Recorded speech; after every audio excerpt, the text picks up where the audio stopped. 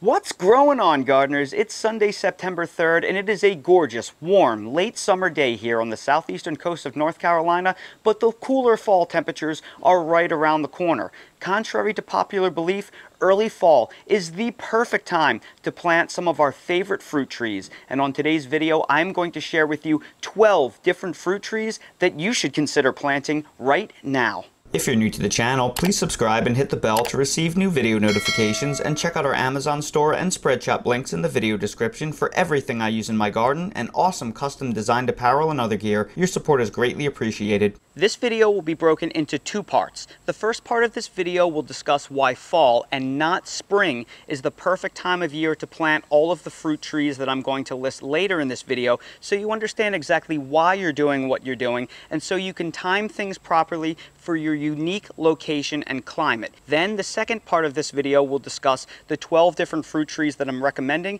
as well as one fruit tree that breaks all of the rules that you shouldn't actually plant in the fall. All of the fruit trees that I will be listing in this video are deciduous fruit trees, which means they lose all of their leaves in the fall and then they enter a period of deep dormancy throughout the winter. And it is this deep dormancy period that gives them cold hardiness far beyond what most evergreen trees that need food and continue to grow all throughout the year do not have. And it is the key metric that allows us to plant most of these fruit trees so late into the year in the fall when we're only a few months away from the hard frosts and freezes starting. So please keep that in mind. It is very important to understand that when I say plant these trees in fall, for many of you watching this video, I mean early fall. That is why I'm releasing this video in early September when we're still in late summer and many of you are several weeks, if not months away from your first frost and freeze. The reason why we want to plant these trees in early fall is because we want the soil to still be warm and we want the trees to be able to establish for something like 6 weeks to 2 months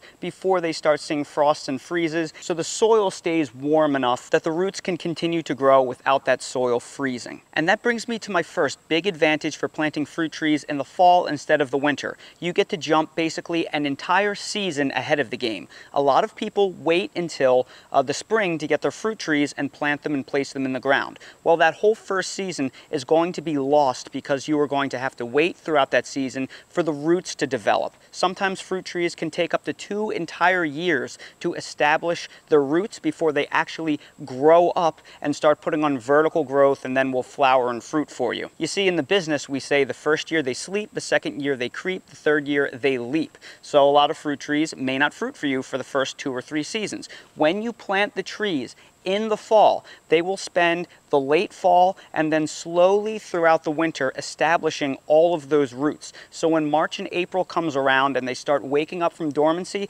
those roots are already well anchored and the trees think they have a whole year behind them and they are ready to start creeping up growth. So by planting your deciduous fruit trees 4 to 6 months ahead of the spring season, you actually get an entire year's worth of establishment on that tree, and that will get you fruit a whole lot faster. The second huge advantage to planting your deciduous fruit trees in the fall instead of spring is irrigation and overall maintenance. You see, when you plant your fruit trees in the spring, it starts getting hot very quickly, and before you know it, it's summer. Well, those fruit trees aren't going to establish for you in the cool part of the spring, so you're going to have to keep an eye on them all throughout the late spring and throughout the summer and make sure that you keep them well irrigated so the trees do not fail on you. Well, in the fall, there is a lot less heat, so there is a lot less evaporation. In fact, throughout fall and winter, in many locations, usually the precipitation rate exceeds the evaporation rate, which means generally you don't have to water much at all because it rains more often than the soil evaporates. So when you plant your fruit trees in the fall, you tend to not have to water them that well. And since by the time spring rolls around and it starts to get warm again, those roots will have something like 4 to 6 months of establishment on them. Those trees will actually be fairly well anchored for them to tolerate the summer heat better. You may still have to water them periodically here and there their first summer, but you won't have to water them nearly as much as if you were to plant them in the spring. So by planting in the fall, you basically don't have to maintain the trees nearly as much, and it's a lot easier. And the third huge advantage to planting your deciduous fruit trees in the fall instead of the winter is the accumulation of chill hours and the possibility of harvesting fruit the very first summer that the trees are in ground. Now, most deciduous fruit trees have to accumulate something called chill hours, which is time spent between 33 degrees Fahrenheit and 45 degrees Fahrenheit. Most deciduous fruit trees need anywhere from, let's say roughly about 300 to 1,000 chill hours spent throughout the fall, winter, and early spring in order for them to push blossoms out the following spring. Now let's say you spend more money and you were to buy something like a 5 or 7 gallon fruit tree that is 2 or 3 years old and is capable of fruiting. Now if you were to plant that 2 or 3 year old fruit tree in the ground in the spring, there's a chance that it did not properly accumulate chill hours and it will not fruit for you. However, if you buy it earlier and you plant it in the fall, it's going to sit in the ground and establish and accumulate all of those chill hours. So essentially that 2 or 3 year old fruit tree would then be going on to its 3rd or 4th season the very next year, and it would have accumulated all of those chill hours. So it's very possible that you may get a harvest of a few fruits off of that tree. So by planting in the fall instead of waiting until the spring, it's almost like potentially getting fruit an entire year early. So by planting that larger, older fruit tree in the fall instead of the spring, it does leave open the possibility that you may get a harvest off of that fruit tree its very first full growing season. So now that you know these distinct advantages to planting these fruit trees in the fall instead of the spring, use them to tailor the date that you plant your fruit trees to your very unique climate. For instance, if you live in, say, Chicago or Pittsburgh, you might be able to plant fruit trees in late August or early September because it is cool enough and low stress enough to get all of these advantages. But somebody that lives in, say, Houston, you may have to wait until October when it cools down enough. So please understand that these dates will fluctuate depending on where you live and how hot your sun is. So places with hotter falls are going to have to wait later into the season than places with cooler falls. Now that you know and understand exactly why it's better to plant these fruit trees in fall, let me share with you my 12 key selections. And the first fruit tree that I'm going to discuss is the apple tree. The apple tree is perhaps the quintessential fall fruit. Here in the United States, we all love apples. They're found everywhere during the fall. And apples are super cold hardy. Any variety of apple can be grown as cold as zone 4. Some varieties can be grown as cold as zone 3. So no matter where you live for the most part, as long as you get several hundred chill hours a year, you can find apples that will grow great in your backyard. Fruit trees 2 through 6 are your deciduous stone fruit trees, and that includes the common trees peaches, nectarines, apricots, plums, and cherries. But it can also include the interesting hybrid species that are crosses between the various species, like, say, a pluot. Now, the nice thing about stone fruits is they give you a wide range of adaptability based on where you grow. You can easily find stone fruits in that category that are cold hardy to zones 3 or 4. You can also take things like peaches and you can grow them all the way down to Central or South Florida. Some varieties of peaches are very low chill hour requirements and they thrive in the heat. So pretty much no matter where you live, you can grow various stone fruits and their hybrids out of that category. Deciduous fruit trees 7 and 8 are European and Asian pears. Pears are another great, widely adaptable fruit tree that are, generally speaking, semi-dwarf and do great in backyard culture. What you see right here is an Asian pear tree, but it is a 3-in-1 graft. I grafted a Hosui variety down here, a Korean giant variety up here, and up there is the main tree, which is Chojuro. So there are 3 different Asian pears on this one tree, each piece of steel cable representing an individual variety. Now what's really cool about European and Asian pears are you can actually graft European varieties onto Asian varieties and vice versa. They are compatible with each other, generally speaking. And generally speaking, they are disease resistant, they tolerate humidity, and whether you're growing European or Asian varieties, they do well in a wide range of climates. So you can grow some in as cold as zone 4, you can grow some in as warm as zone 10. So again, pretty much no matter where you are, you can find some type of pear that fits your taste buds and your growing conditions. Deciduous fruit tree number 9 that you should plant in the fall instead of the spring is the pawpaw tree. Now, fun fact about the pawpaw tree, pawpaws are the largest fruited fruit tree native to the United States. They're native to almost every state east of the Rocky Mountains, and they even grow natively into southern Canada in Ontario. And you can find native pawpaw stands pretty much anywhere on the eastern half of the United States, just walking around the woods if you happen to stumble across them.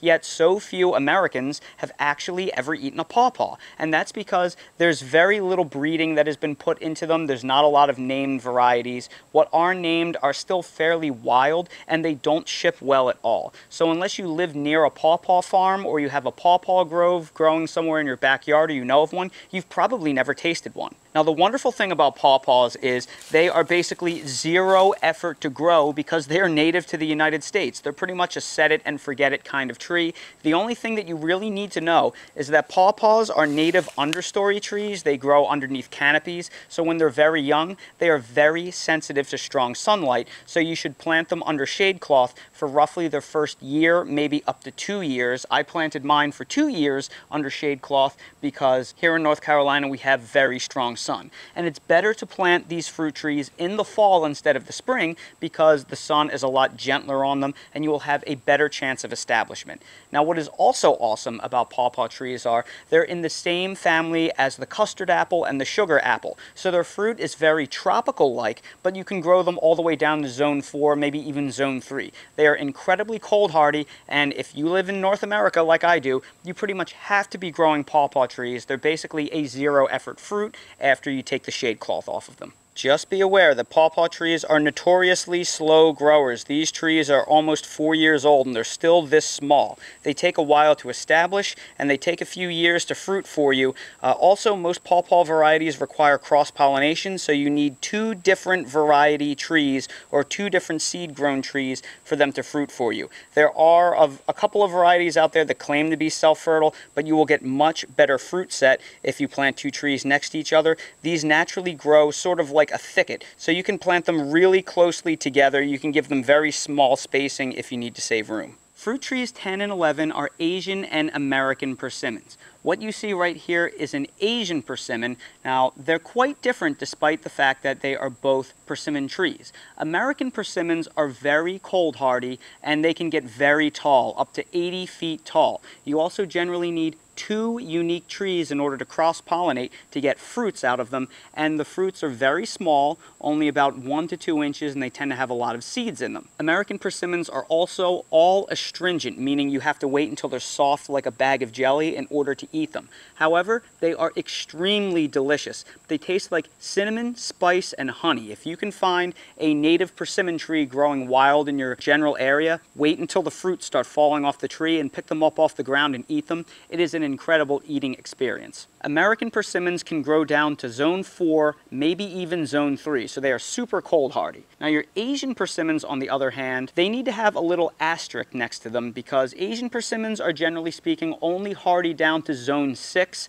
Really, zone 7 is where you will be safe for most varieties. Now, Asian persimmons have much larger fruits. They're more like the size of a small tomato, and they tend to be seedless. Asian persimmons are almost all self-fertile. So when it comes to growing Asian persimmons, you only need 1 tree. Asian persimmons are one of my favorite fruit trees on earth. Now, the astringent Asian persimmons, when they get really soft, they have some of the best flavor, in my opinion, of any fruit on earth. This right here is a non-astringent Asian persimmon, so you can actually eat the fruit when it is hard like an apple before it is fully ripe. However, even the non-astringent Asian persimmons tend to taste a whole lot better, in my opinion, when you wait for them to get soft like Jell-O. They get sweeter, they have a wonderful consistency, almost like eating Jell-O pudding. They get this wonderful, delightful cinnamon, nutmeg, honey flavor to them. Just incredible. I really recommend everybody grow a persimmon tree. They are just amazing. Now, if the fruit of an Asian persimmon sounded more attractive to you than the fruit of an American persimmon, and I personally believe that they are, but you live in a borderline zone 6 or maybe even a zone 5, the good news is that plant breeders went through a ton of work to cross an American and an Asian persimmon, and they were able to create a few varieties of American-Asian hybrids that have fruit like an Asian persimmon that is larger with few to no seeds, but they have the cold hardiness of an American persimmon. So if you look into the varieties Rosianka and Nikita's Gift, they can grow all the way down to zone 5. I actually planted a Nikita's Gift in my brother's yard in zone 6, New Jersey, and it is flourishing. And fruit tree number 12 is technically not a fruit tree at all. It is a fruiting bush, and that is the blueberry. Now, blueberries come in a wide range of types. We have the northern high bush, southern high bush, rabbit eye, half high, and low bush. Your rabbit eye and your southern high bush varieties are hardy to zone 6, your northern high bush varieties are hardy to zone 4, and your half high and low bush varieties are hardy down to zone 3, some even down to zone 2, so you can practically grow blueberries all the way to tundra. These are some of the most cold hardy plants that you can grow, and the awesome thing about them is they fruit for you very early. I'm usually picking blueberries as early as late March, early April here in North Carolina.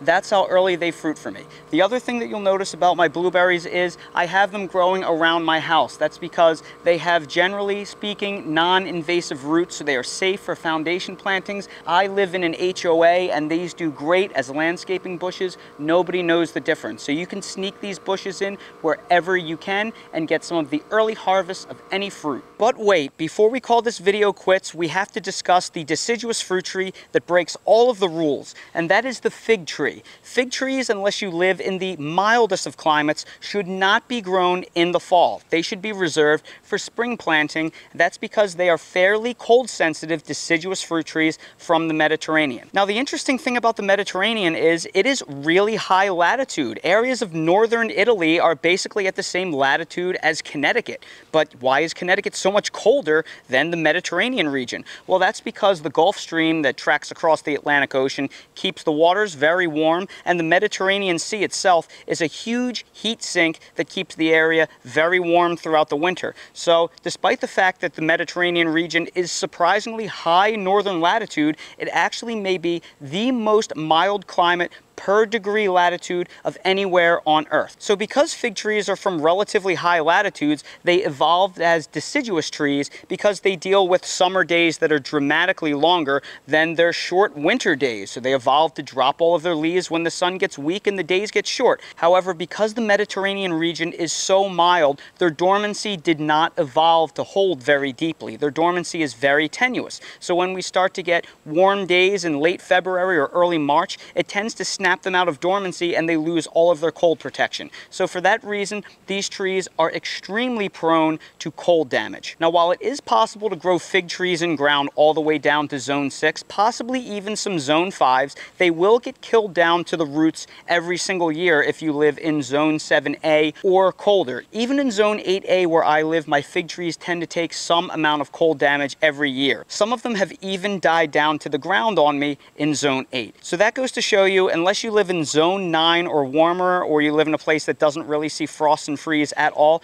you probably should only plant your fig trees in the spring. That way the roots can get well established, so if they do happen to die back to the ground, they will grow back from the roots every single spring. You want a nice strong in-ground root system. You want them to go throughout the growing season and really establish strongly. If you plant your fig trees in the fall and you live in a place that gets hard freezes, you run the risk of them not coming back if they die back to the ground. And that right there are 12 deciduous fruit trees that are better planted in fall than waiting for the spring, and exactly why I believe that is the case, and one fruit tree that breaks all of the rules and you're better off waiting until it gets warmer in spring before you put it in the ground. So I know there was a lot of information in this video. If you have any questions about the various trees that I mentioned, please ask them down in the comments section below, and I will do my best to answer them as they appear. I'll also make sure to link down in the video description to some complete growing guides for some of the various species of fruit trees that I've made over the year that I mentioned in this video. So everybody, I sure hope you found this video helpful. If you did, please make sure to hit that like button, subscribe to the channel, and please ring that notification bell so you're notified when we release more videos like these.